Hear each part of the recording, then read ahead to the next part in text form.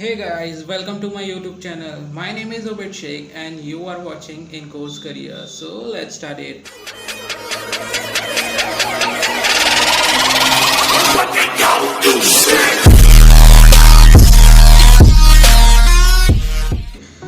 The Vijayanagar Works in Bellary, Karnataka is the home of JSW Steel. Steel making facilities. Here the raw material necessary to make steel are combined into large scale. Iron ore, coal and limestone are the basic ingredient to make liquid iron, one of the steel essential elements.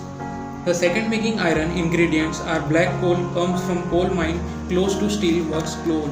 The coal is washed to remove soil and rocks and then baking coke oven for around 18 hours to remove moisture and other material. Coke is about 80% carbon and then essential as both fuel and reducing agent for iron making. The limestone is used as a flux and when melted it combines with the impurities in the furnace to form slag. The slag is the byproduct of steel making and the valuable component in the production of steel. These three basic material, iron ore, coke and limestone, are fed directly into the top of the blast furnace by conveyor. The blast furnace fed raw materials continuously around the clock. Hot air and gas blast into the furnace to bottom. For 3 hours, it generates temperature about 200 degrees Celsius. All the material in the blast furnace melts down in the chemical reaction involving carbon from coke and the metallic component of the iron ore producing liquid iron in the process known as smelting. Molten iron and slag converts the bottom of the furnace where the tap holes are opened at regular intervals, are allowing the liquid iron to run along channels into refractory line. Vessels on rail here called torpedo ladders. The ladders haul the molten iron into the blast furnace. Steel making furnace is known as BOF, that is blast oxygen furnace. There are 3 BOF furnaces in JSW Vijayanagar that convert the iron into steel and this happens more than 50 times a day. The steel making process reduces the carbon content to below furnace to increase the material durability and strength. Steel is the world's most recycled material and the recovery of scrap steel form an important part of the steel making process. About 40 tons of recovery scrap steel is charged into the steel making furnace before adding a much larger amount of molten iron. Molten iron is poured into the furnace using a huge overload crane. A water-cooled lens is lowered into the furnace and blows pure oxygen into the mixture nearly twice the speed of sound.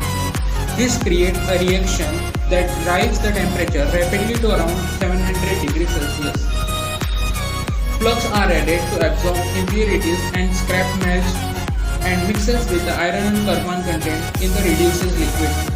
Steel is formed. The testing is carried out to check the composition that time and it is a test shows that everything is correct. Furnace is titled to tapping position. The molten steel runs out from under a layer of slag into ladle and this stage allows like ferrous, manganese and aluminium are added to create the required grade of steel.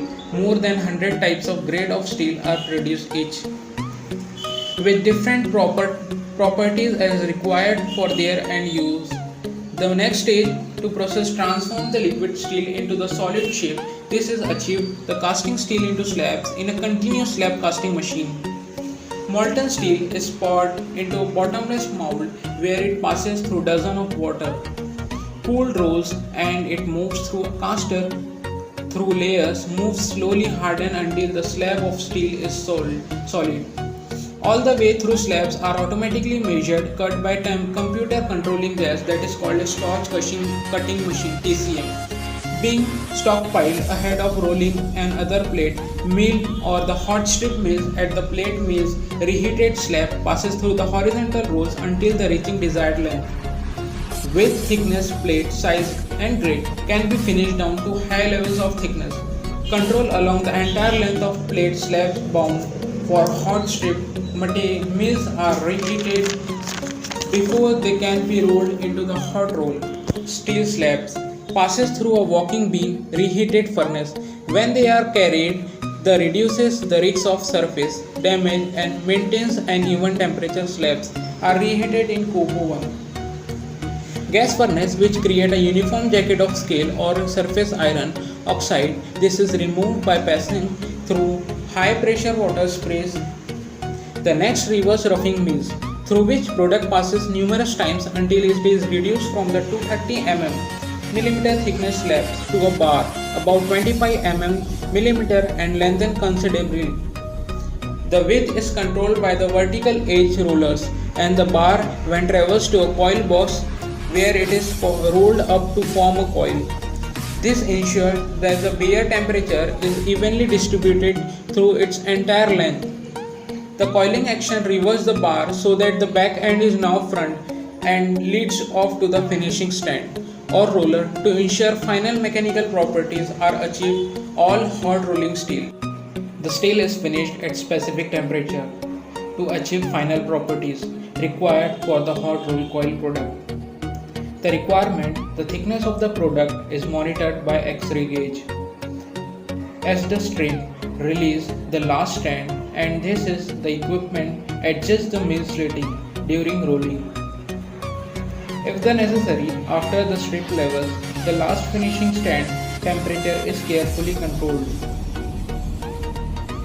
using water sprays en route to down coilers, tight as it impacts the mechanical properties of the steel.